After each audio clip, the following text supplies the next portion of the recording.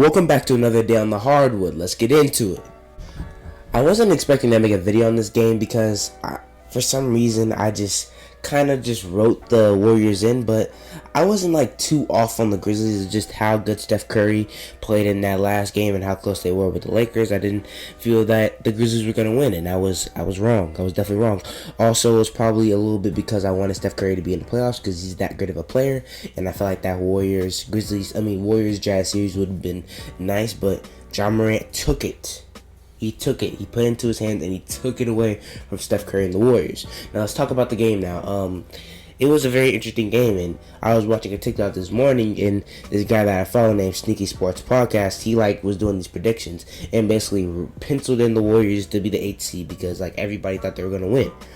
And I just commented under the video jokingly. This is not like me saying I knew something that was gonna happen before it happened. I jokingly said, "What if the Warriors lose?" Laughing emoji. And he laughed back like, that's definitely not going to happen. And I was thinking the same thing, and I put the laughing emoji right back at him. And that's how everybody I felt like that was kind of the vibe that everybody was getting around the NBA world with the fans and everything, that Steph is going to the playoffs. He's going to take care of business and going to the playoffs. Ja Morant had different ideas, and he didn't take it as jokingly as I did, obviously, because he dropped 35 points, showed his entire bag. The floater game was impeccable today. Those ball fakes, he was passing the ball greatly.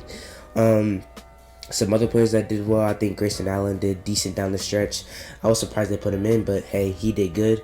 Valanciunas had a decent game, but it was really the Ja Morant show today, in my opinion, and he really showed why a lot of people were super duper high on him coming into the second year. He didn't have the huge jump that people thought he was going to have, and that's why people kind of started calling him overrated and things like that. I wasn't personally one of those people. I just thought he had an impact outside of the game, but sometimes it was just a little hard for him to score in bunches like he did today, but he did when it matters, and that's 2 years in a row that he did it in the game that mattered. Last year he didn't win the game, but remember, I think he had 35 points in the game last year against Portland in that playing game, a winner go home situation, and they barely lost. This time a little bit more experience, probably a little bit more help, and they win this time, and it was really exciting to see. Now let's talk about the Golden State Warriors. Stephen Curry, I just got on Twitter right after the game, and I'm seeing people hate on him. Hoops Reference, which is a platform that I kind of actually respect. He was talking about how this is what you get for being great and having all those great teammates, and basically just hating on Steph. And at the end of the fourth quarter, he was calling Steph a bad passer and just being a Curry hater, which a lot of people are. And it's kind of weird to me because he had a great game, even though they lost. I wouldn't say a great game. He had a decent game. He was better in the second half. He didn't have a great game, even though he had 37 points. It wasn't an impeccable game for Steph Curry, obviously, but I wouldn't blame him at all. Draymond Green. It's a gift and a curse for Draymond Green. I was listening to something on the radio on the way to go to something today, and they were talking about how Draymond Green, I knew this, but I really had to think about it.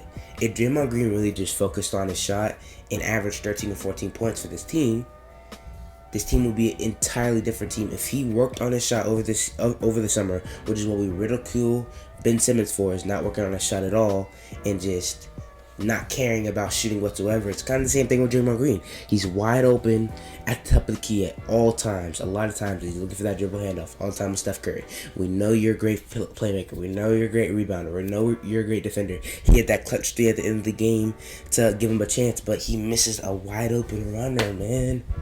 It's wide open. You just gotta have a better offensive game than that. At this point, it really doesn't matter how good your defense is. If you can't do that, man, it's super hard to keep you on the floor. And he's probably the only one that can stay on the floor doing stuff like that, because he's so impactful doing everything else. And this stat came out that he had more rebounds and assists than points this year. And yeah, that's cool, but bro, you gotta put the ball in the basket a little bit more, man. You got to. You can't pass up wide open looks all the time. It makes you an offensive liability. And Curry's so good that he still has all that gravity, basically playing 4-on-5 at times with Draymond Green on the floor. I'm going to just be honest with you. And it's really, really disappointing because I kind of wanted to see the Warriors in the playoffs myself. But now let's talk about this Grizzlies Jazz series a little bit. Dillon Brooks, it's going to be an interesting series, and I think people are probably going to write off the Grizzlies a little bit in this series as well. But Donovan Mitchell did not play at the end of the season, and Dylan Brooks is gonna get into him. He's gonna foul a lot. He's gonna make some mistakes, and I'm not saying he'll lock out Donovan Mitchell, but he's gonna make it super hard on him, and that may be an interesting factor in the series. And Ja Morant is the second best guard in the series behind Donovan Mitchell, a little bit behind Donovan Mitchell. So, and I don't feel that the Jazz have a perimeter defender like Dylan Brooks for Ja Morant, which will be interesting. Mike Conley would have to do a good job. Maybe you put Royce O'Neal and maybe Donovan Mitchell at times, but you probably want to give Donovan Mitchell some rest. So it's going to be interesting. And Jonas Valanciunas, although Rudy Gobert is one of the best rim protectors in the league, he's not a great one-on-one defender when it comes to post players. So Jonas Valanciunas may have the leg up on that one as well. Jaren Jackson's a big player in this series, although he doesn't play in crunch time a lot. He seems to be on the bench, which maybe when he gets a little bit more conditioned, and he's still coming back, so he's gonna be a big factor in that series as well. All right, guys, that's all I got for you guys today. This was an insane game. Like literally, I saw somebody tweet this. The Warriors played 2 classics back to back and lost both of them. That is very tough. They fought to the end. They had a really good season. Man, that Jordan Poole kid, he's going to be something. He's going to be nice, bro. He's going to be really nice. He's going to be a good 6-man for a long time, in my opinion.